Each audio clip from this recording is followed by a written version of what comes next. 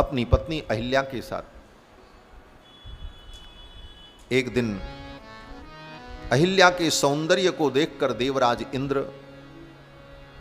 व्यामोहित हो गए और देवराज इंद्र ने आकर के अहिल्या से कहा कि मेरे प्रणय को तुम स्वीकार कर लो। संगमम त्वहम इच्छामि, मैं तुम्हारे समागम को चाहता हूं। त्वया सह सुमध्यमे, हे सुमध्यमे, हे सुंदरी, मैं तुम्हारे समागम को चाहता हूं।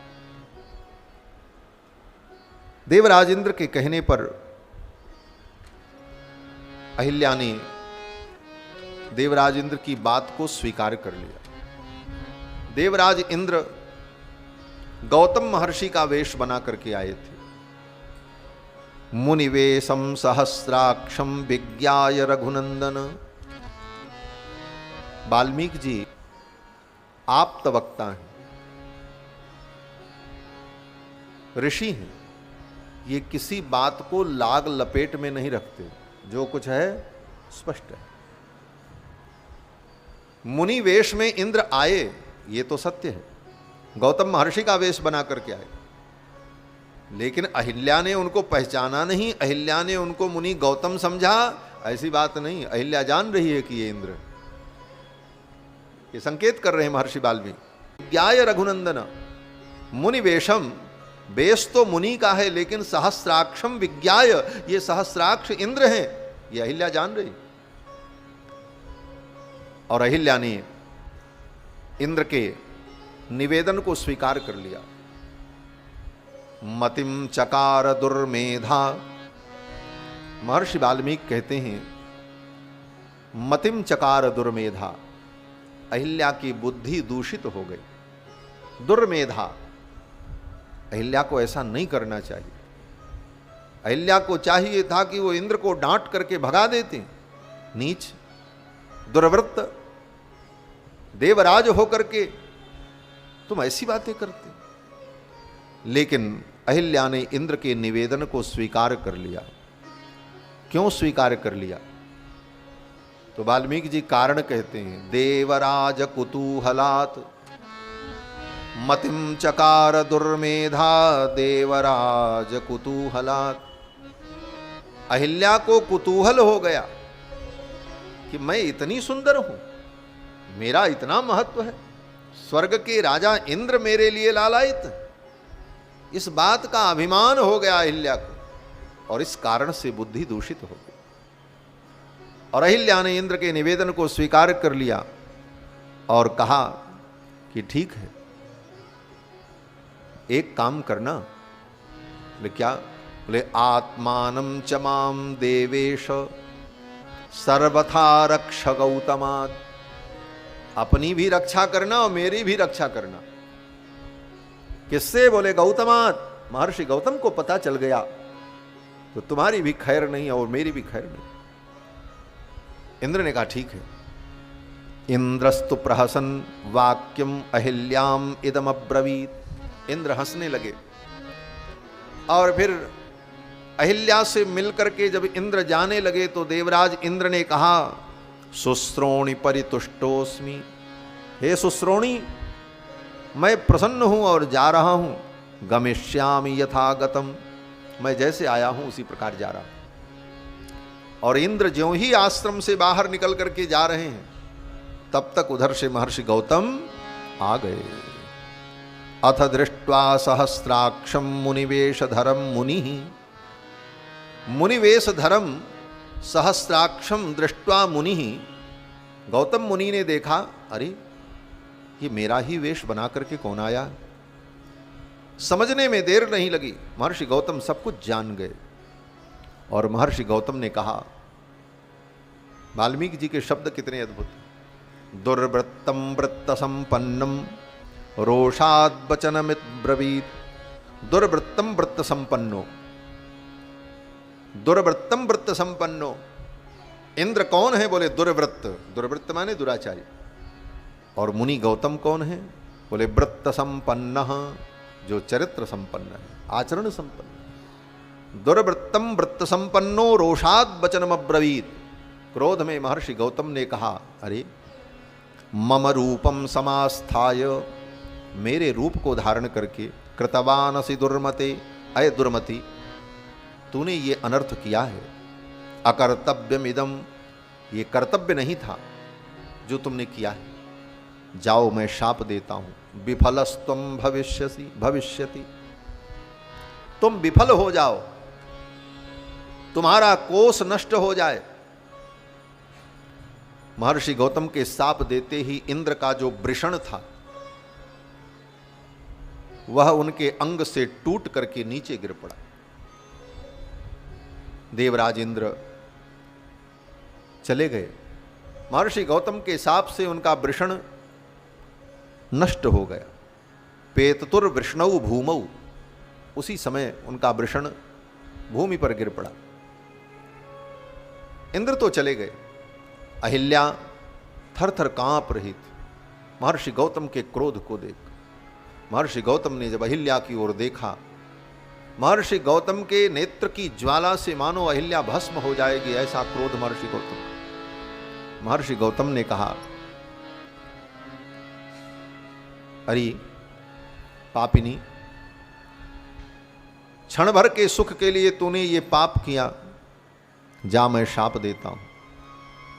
इह वर्ष सहस्राणी बहूनि निवसिष्यसि, यहीं पर तू हजारों वर्ष तक रहेगी और अपने किए हुए कर्मों का प्रायश्चित्त करेगी। किस प्रकार से? महर्षि गौतम कहते हैं, बात भक्षा निराहारा तप्यंती भस्मशायिनी, हवा पी करके रहेगी, निराहारा, तुझे आहार नहीं मिलेगा, तप्यंती भस्मशायिनी, और भूमि पर पड़ी रहेगी, भूमि पर तू शयन करेगी और तुझे कोई देखेगा नहीं। अदृश्या सर्वभूतानाम, तू किसी को दिखाई नहीं पड़ेगी। अदृश्या सर्वभूतानाम आश्रमेस्मिन् वसिष्यसि, इसी आश्रम में तू रहेगी, यहां से तू कहीं जा नहीं सकती, तुझे पानी नहीं मिलेगा, अन्न नहीं मिलेगा, भूमि पर पड़ी रहेगी, दुख सहन करेगी और तुझे कोई देख भी नहीं पाएगा। तू सबको देखेगी, तुझे कोई नहीं देख पाएगा। तू सबकी बातें सुनेगी लेकिन तेरी बात सुनने वाला कोई नहीं होगा और हजारों वर्षों तक तू अपने पाप का यहीं पर प्रायश्चित्त करेगी। महर्षि गौतम ने शाप दे दिया। अहिल्या चरणों में गिर पड़ी, बोले महाराज मेरे इस पाप का प्रायश्चित्त कैसे, इस दुख की निवृत्ति कब होगी? तो महर्षि गौतम ने अनुग्रह किया। अहिल्या ने जब स्वीकार कर लिया कि मुझसे अपराध हुआ तो महर्षि गौतम ने कहा, चलो कुछ तो प्रायश्चित्त हुआ। प्रायश्चित्त क्या है? बोले कोई भी अपराध होने पर हमें अपराध बोध हो और अपराध बोध होने पर हमारे हृदय में पीड़ा हो, चित्त में पीड़ा हो, यही सबसे बड़ा प्रायश्चित्त है। यही चित्त की शुद्धि का उपाय है। और अपराध करने पर भी अपराध बोध नहीं हुआ, बोले यही वास्तविक अपराध है, असली अपराध तो ये। अपराध कौन नहीं करता? श्री जानकी जी कहती हैं कि पापानाम वा शुभार्हाणाम वा वधार्हाणाम प्लवंगम, पापानाम वा शुभानाम वा वधार्हाणाम प्लवंगम, कार्यम करुणमार्येण न कश्चिन्नापराध्यति। न कश्चिन्नापराध्यति, कौन ऐसा व्यक्ति है जो अपराध नहीं करता? लेकिन अपराध करने के बाद अपराध को स्वीकार कर ले वो बुद्धिमान है, उसके पापों का प्रायश्चित्त हो जाए। अहिल्या ने स्वीकार कर लिया, महर्षि गौतम ने अनुग्रह किया। इस अनुग्रह का नाम है शापानुग्रह। ये शापानुग्रह क्या है? बोले साप को अनुग्रह में बदल देना, कन्वर्ट कर देना। जैसे किसी के खिलाफ कोई कार्यवाही हो गई तो अब उसे ठीक करना, बोले एक लाइन उसमें कुछ और जोड़ दिया गया, आगे बढ़ा दिया। एक प्रकार से समझो संविधान संशोधन।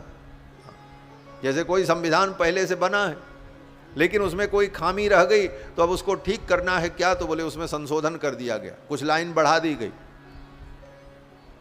उसी प्रकार से ऋषि मुनि महात्मा लोग क्रोध में किसी के अनुचित करने पर उसे अगर शाप देते हैं और वो व्यक्ति क्षमा मांग ले तो फिर अनुग्रह करते हैं, और वो अनुग्रह क्या है? बोले उसी शाप को अनुग्रह में बदल देते हैं, उसमें संशोधन कर देते।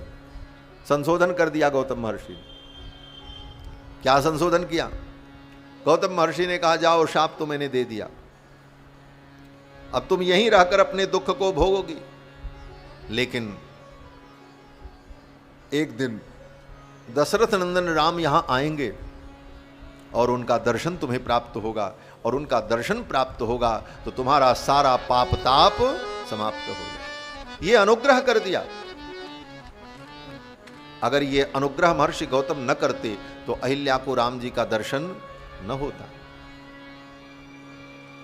गौतम जी कहते हैं कि यथा त्वेतद्वनं घोरम रामो दशरथात्मजः, यदा त्वेतद्वनं घोरम, इस घोर वन में दशरथ नंदन राम जिस दिन आएंगे, यथा त्वेतद्वनं घोरम रामो दशरथात्मजः आगमिष्यति दुर्धर्षः तदा पूता भविष्यसि।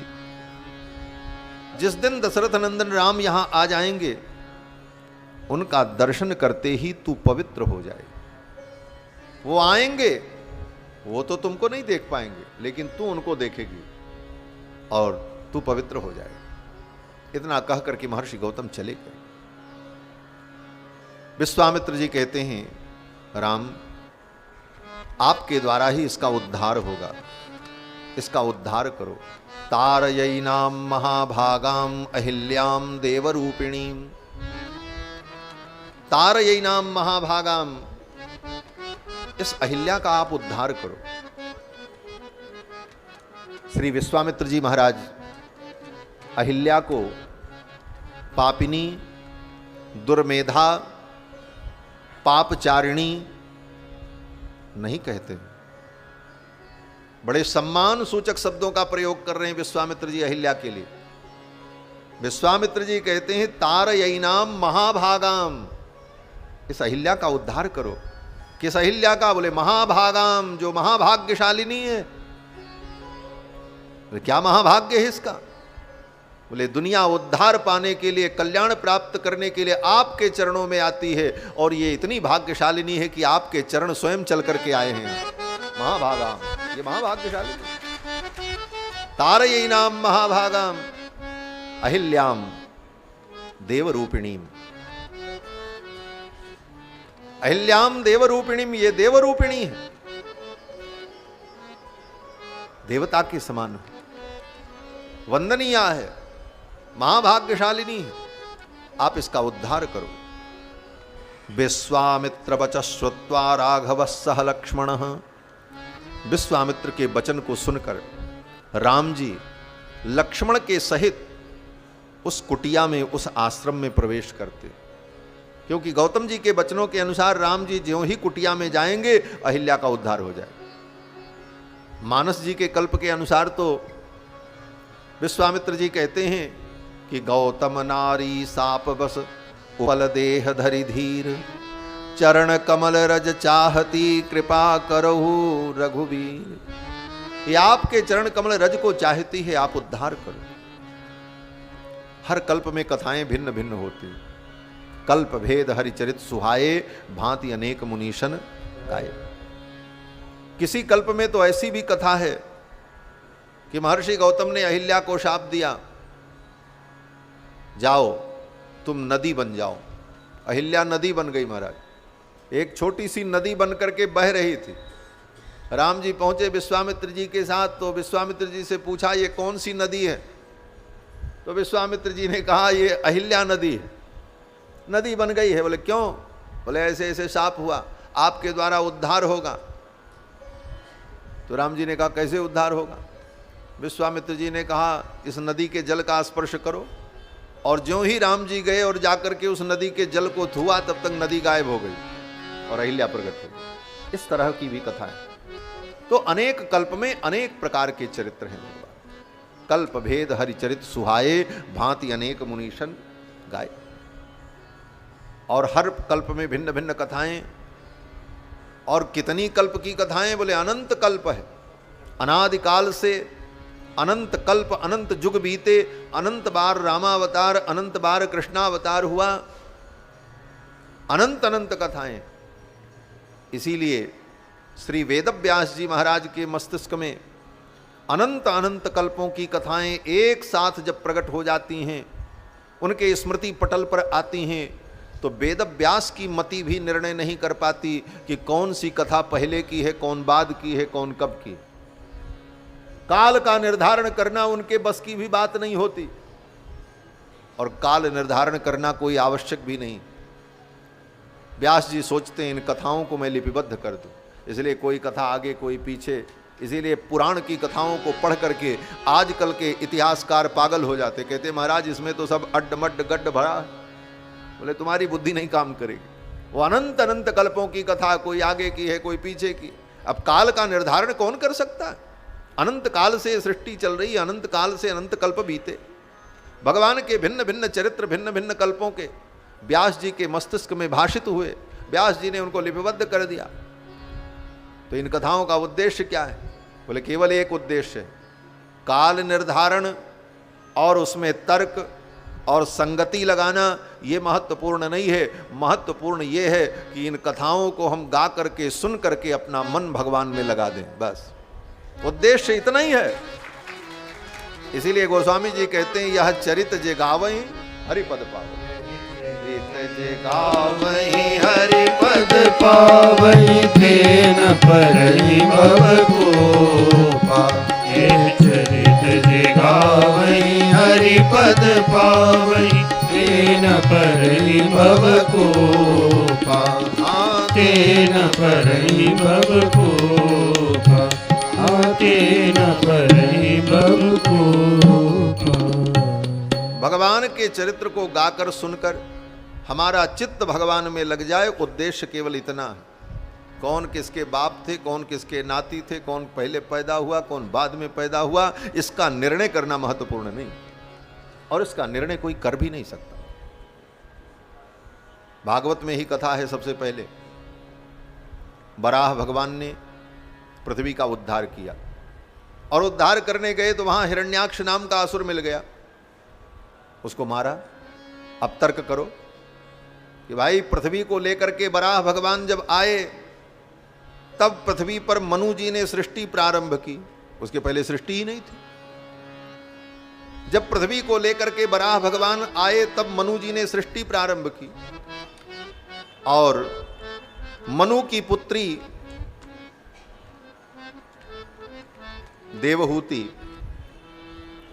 और देवहूति का विवाह हुआ करदम से, तब उनकी 9 कन्याएं भईं, और उन 9 कन्याओं में कला नाम की जो कन्या थी उसका विवाह मरीचि महर्षि से हुआ। तब महर्षि कश्यप पैदा हुए, तब महर्षि कश्यप की पत्नी दिति के गर्भ से हिरण्याक्ष पैदा हुआ, तो पहले ही कहां से पहुंच गया पृथ्वी का हरण करने के लिए? कहां से आ गया? अब अनेक कल्प की कथा है। किसी कल्प में ऐसा भी हुआ कि वो सृष्टि के पहले का हिरण्याक्ष, पिछले कल्प का हिरण्याक्ष प्रलय होने पर भी मरा नहीं, वो जल में सो रहा था। सृष्टि के पहले ही वो पृथ्वी को उठा लिया। इस प्रकार से समाधान कर लेना चाहिए, अन्यथा काल का निर्धारण कौन कहे पहले कौन बाद, ये पौराणिक कथाओं में काल का निर्धारण कर पाना ब्रह्मा की बुद्धि से भी परे है। ये तो भगवान का चरित्र है, बस इसे सुनो, गाओ और अपने मन को, चित्त को भगवान में लगाओ, बस यही उद्देश्य है। अनेक कल्प की कथाएं। भगवान ने अहिल्या के उद्धार के लिए कुटी में प्रवेश किया। विश्वामित्र जी ने कहा राम इसका उद्धार करो।